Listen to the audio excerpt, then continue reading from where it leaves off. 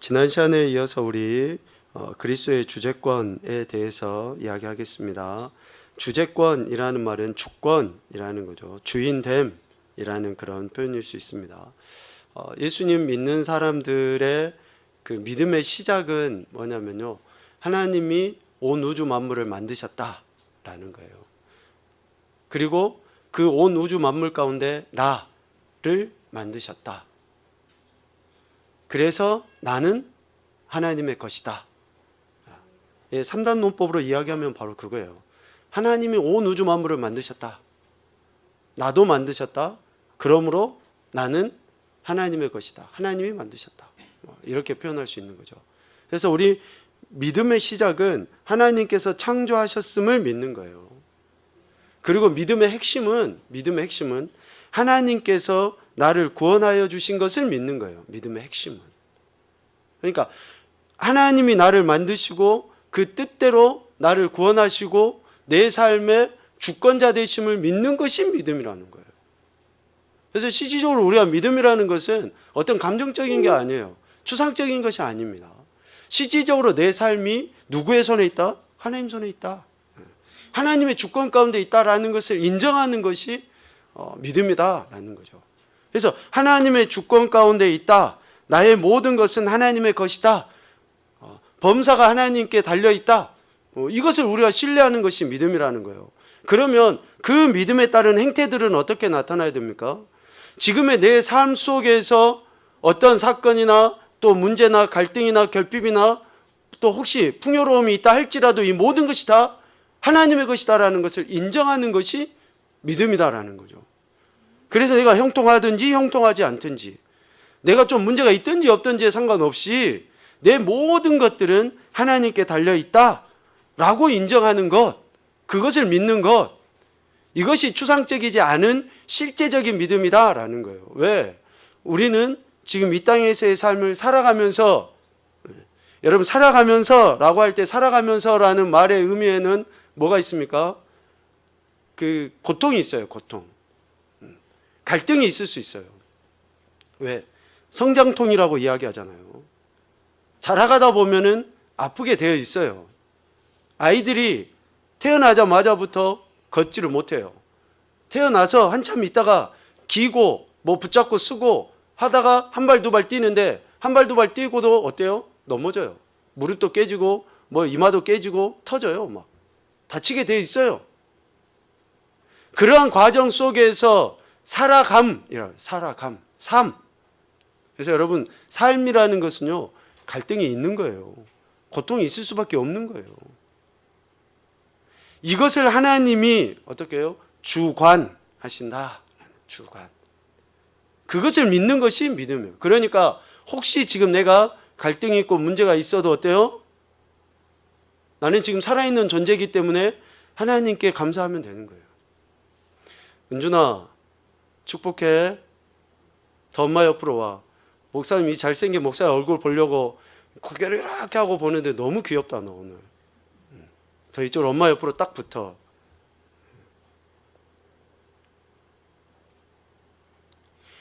우리 인생의 삶을 그렇게 하나님이 주관하신다라는 것, 여러분 삶이라는 단어를 꼭 기억하세요. 그리고 그 삶을 하나님이 주관하신다라는 것이 우리의 믿음이라는 거죠. 믿음. 그래서 하나님께서 지금 내 삶의 주권자로서 이렇게 역사하고 계신다라는 것을 신뢰하며 나갈 때에 우리는 하나님을 온전히 내 마음의 주인으로 모시고 살아갈 수 있게 돼요. 그런데 오늘 우리가 읽은 라오디게아 교회, 7교회 중에 책망만 들었던 그 교회에 대한 이야기를 이렇게 읽었는데요. 우리 한번 도표를 한번 봐볼까요? 7교회 간단하게 한번 살펴볼까요?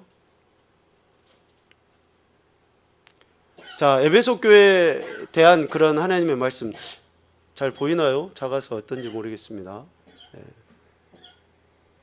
에베소 교회에 주신 그런 책망과 또 그런 칭찬의 말씀들이 이렇게 있죠. 그리고 서머나 교회, 버가모 교회 이런 내용들이 있어요.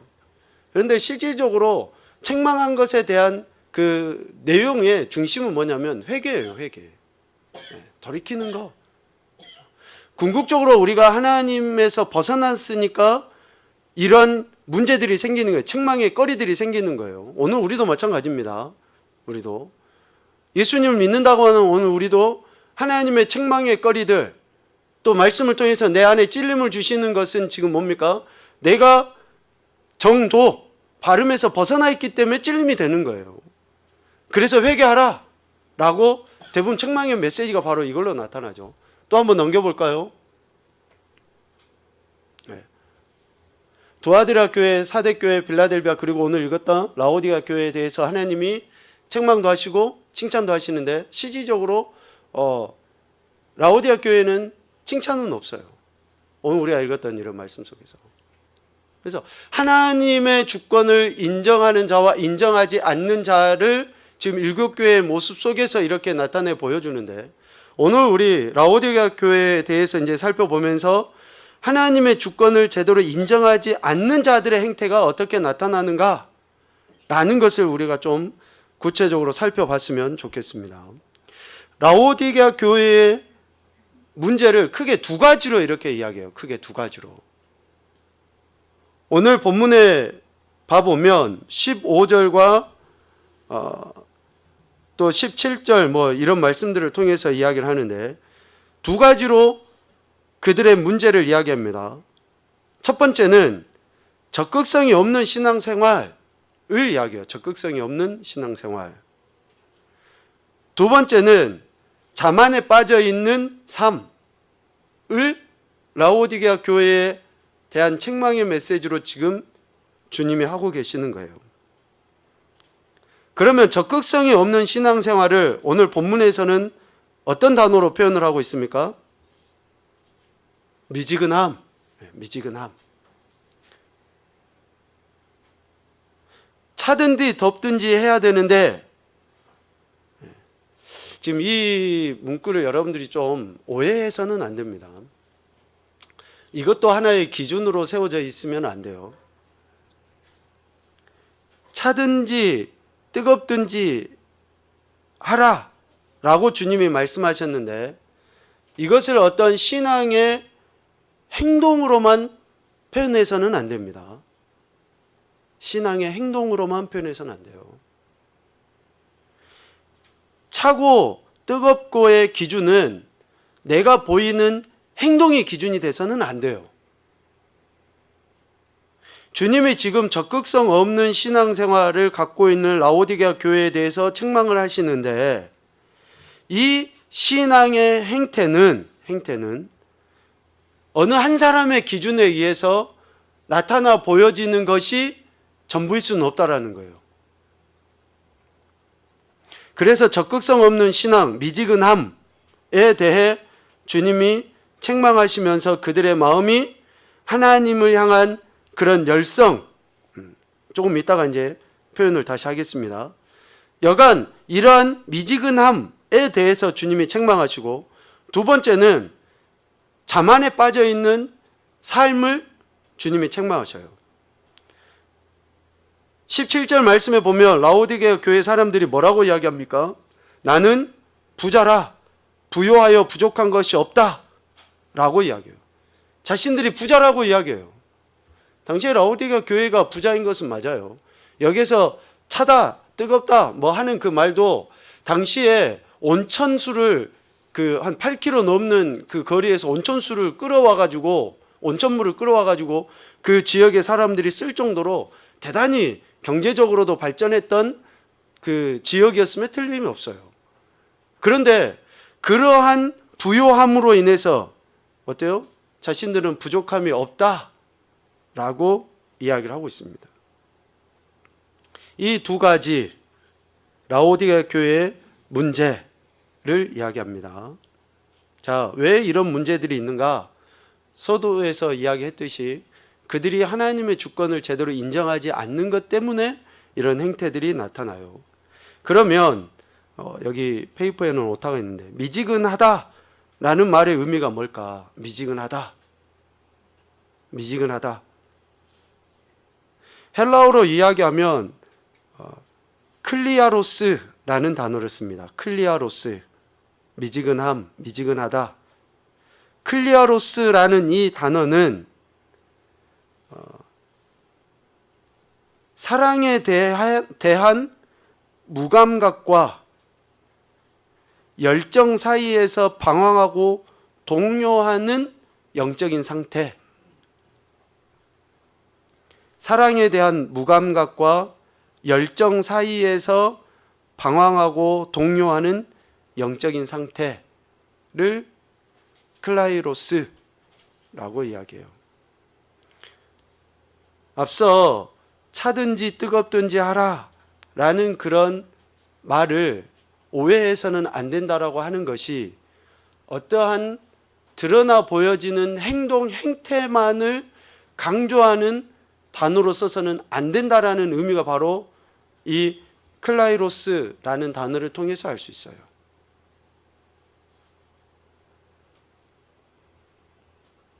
뭔가 드러나는 것만 가지고 우리가 평가하고 판단할 수 없다라는 겁니다. 차든지 뜨겁든지 하다라는 그 말을 어떤 드러나는 행태만 가지고 그것이 전부라고 열정이라고 이야기해서는 안 된다라는 거예요. 그래서 미지근하다라는 것은 영적인 열렬함이 없이 예수님께 미온적으로 헌신하는 것. 그러니까 미지근하다라는 그 말은 마음이 전적으로 주님께 굴복하지 않은 상태, 이것을 미지근한 거예요. 매우 중요한 이야기입니다. 우리가 쉽게 판단하기 쉬우니까 지금 이런 이야기를 하는 거예요. 마음이 그렇게 주님께 굴복되어지지 않는 그 상태, 이것이 미지근한 거예요. 이해되시죠 지금? 그래, 우리 정훈이가 이해됐다면 다 된 거지 뭐. 마음이 하나님 앞에 굴복하고 내 마음의 중심에 그렇게 하나님께 나가야 되는데 마음은 그렇지 아니하고 행동은 움직일 수 있어요. 지금 그것을 미지근한 상태라고 이야기를 하는 겁니다. 그래서 영적인 열렬함이 없이 주님에 대해서 이런 미운적인 태도를 취하는 것을 미지근하다라고 이야기해요. 라오디게아 교회가 보인 이러한 그 적극성이 없는 신앙, 그리고 이런 영적인 자만, 영적인 자만이 지금 어떻게 나타납니까? 이제 구체적으로 봐보면 17절 중반 이후에 네 공고한 것, 가련한 것, 가난한 것, 눈먼 것, 벌거벗은 것을 알지 못해요. 영적인 자만에 빠져 있으니까 지금 자신의 영적인 상태를 알지 못하는 거예요. 실질적으로 저들이 공고할 수 있습니까? 아니에요.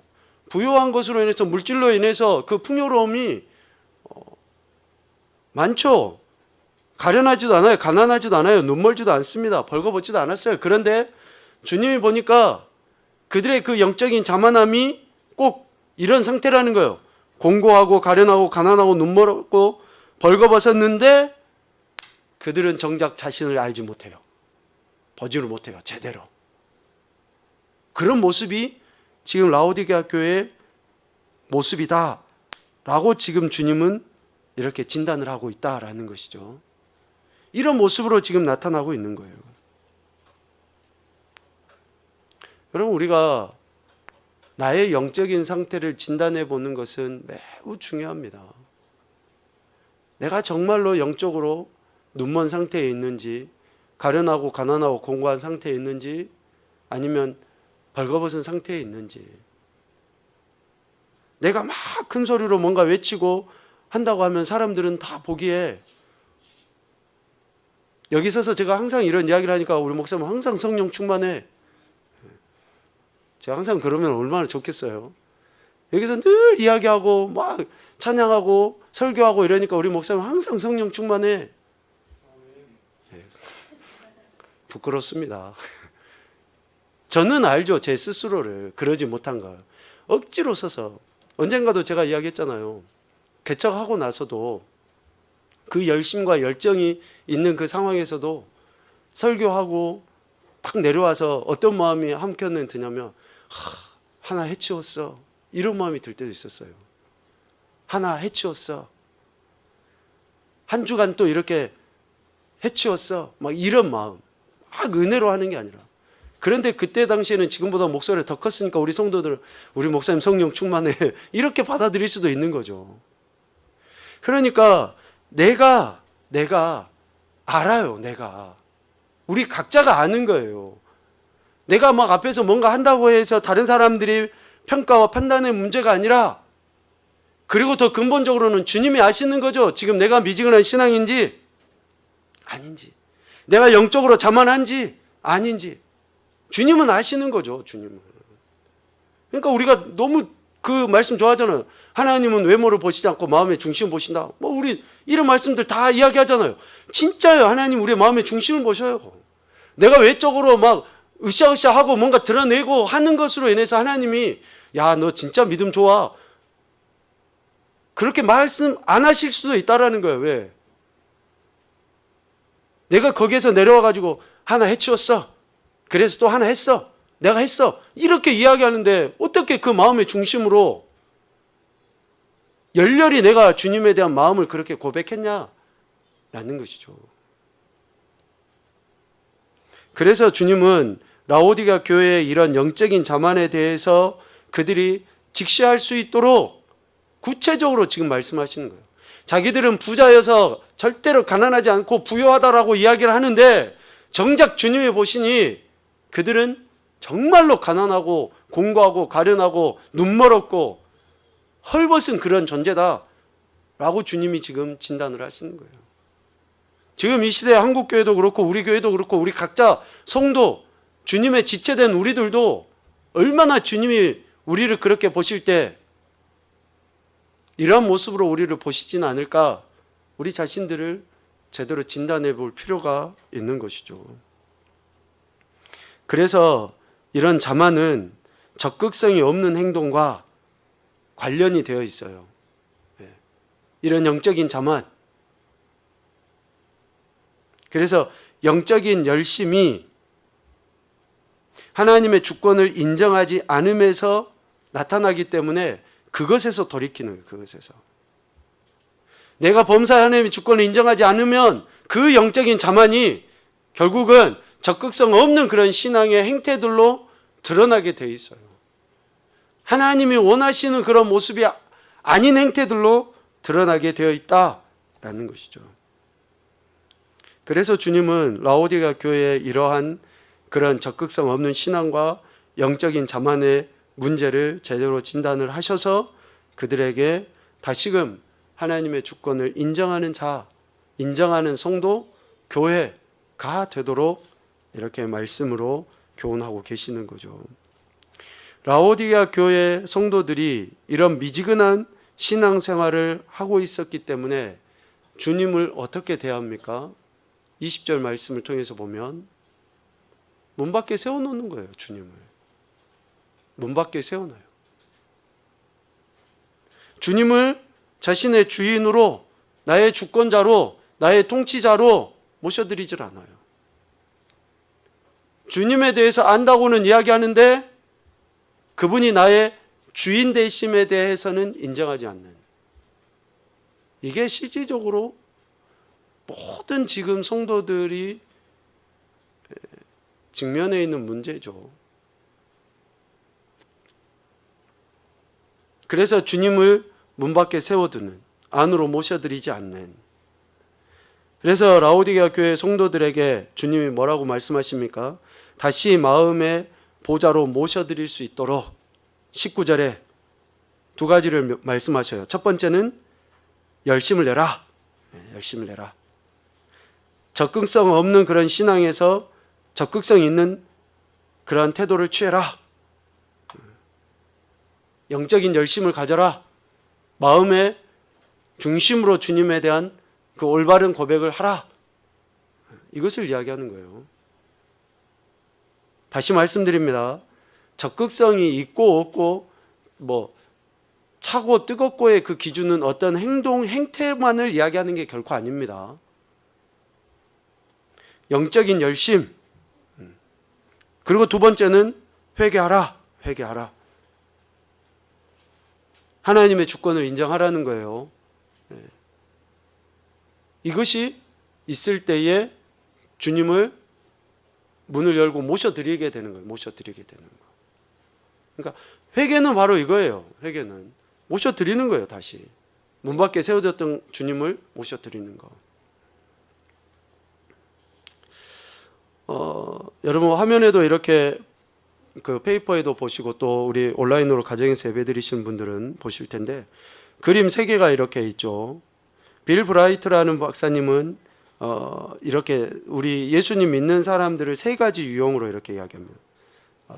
그러니까 예수님 믿는 사람과 믿지 않는 사람 다 이렇게 이야기하긴 하는데 하여튼 3가지 유형의 사람으로 이야기를 해요. 첫 번째는 이제 완전히 예수님을 믿지 않는 비그리스도인, 전혀 주님과 관계없는 그런 사람들.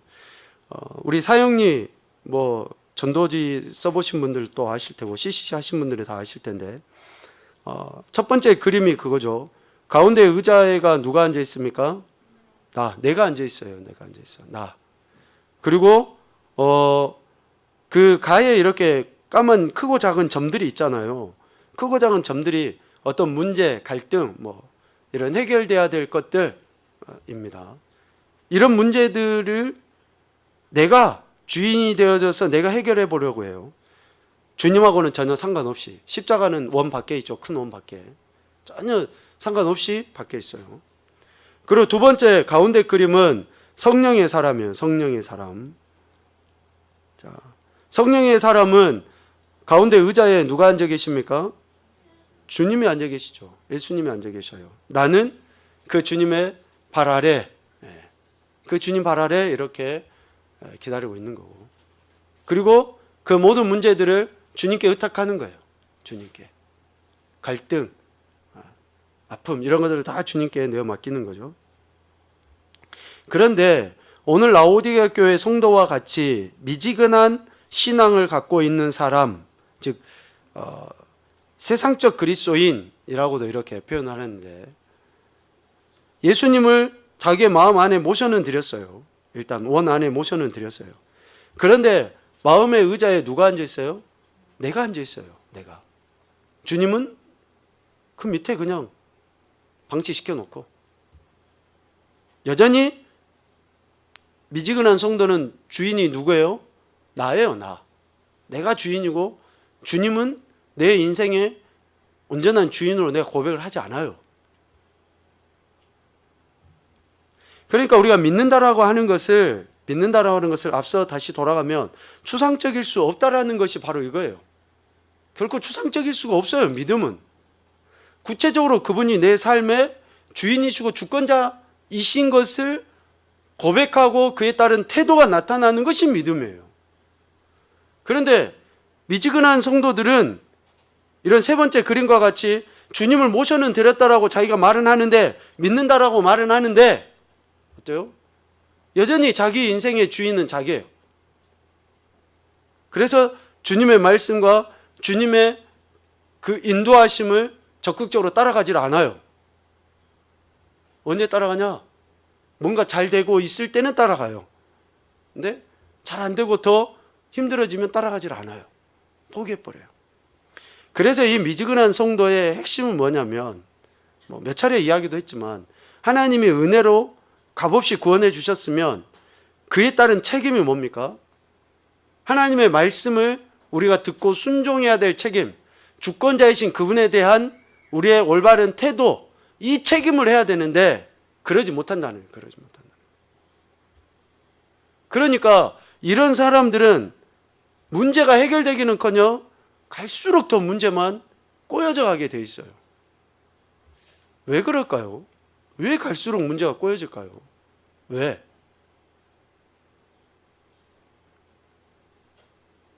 하나님이 은혜로, 우리 찬양도 있지만 은혜라는 것은 핏값이에요. 예수 그리스도의 핏값. 예수 그리스도의 핏값으로 그에 대한 구원을 선포하시는 거예요. 하나님이. 그러면 그 구원받은 자는 그 핏값에 대한 책임이 있는 거예요, 내가.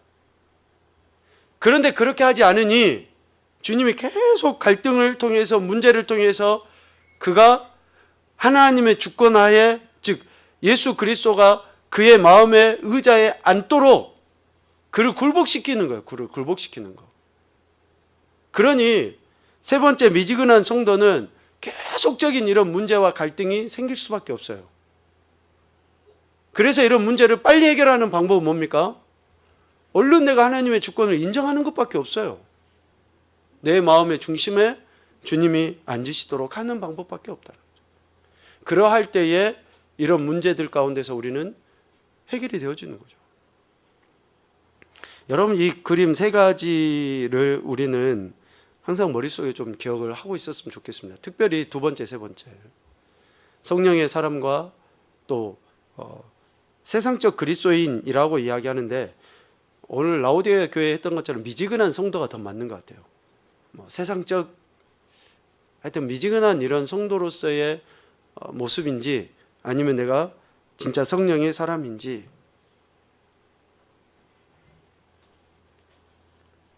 범사에 하나님의 주권을 인정하는 자와 그렇지 않는 자의 모습을 그림으로도 나타내 보여준다라고 이렇게 할 수 있겠습니다. 저와 여러분이 예수님을 믿는 것은 어떤 단순한 그런 감정이나 또 어떤 상황에 따라서 믿는 게 아닙니다. 분명한 우리의 의지를 다해서 그분이 우리의 주인 되심을 고백하는 그런 믿음으로 우리가 주님을 믿고 따라야 된다라는 것이죠. 차후에 더 이러한 이야기를 또 나눌 기회가 있겠지만, 우리가 정말로 그리스도인으로서 예수님을 믿는 것에 대한 합당한 책임, 성령의 사람으로서의 그런 삶, 살아냄, 이런 것들을 좀 더 우리가 고민하면서 이 마지막 때에 살았으면 좋겠다라는 그런 생각을 하게 됩니다. 오늘 라오디게아 교회 주님이 책망하셨던 그런 모습이 혹 내게는 없는지 우리 자신들을 좀 되돌아보면서 다시금 열심을 내는, 마음의 중심으로 하나님 앞에 굴복하고 하나님의 주권을 인정해 드리는 그런 적극적인 신앙과 삶의 태도가 저와 여러분에게 있었으면 좋겠습니다. 이런 그 신앙 고백을 통해 하나님께 영광 올려드리시고 또 하나님께서 주신 이런 은혜들을 누리며 전하는 우리 모든 믿음의 지체들이 되시기를 주님의 이름으로 축복합니다.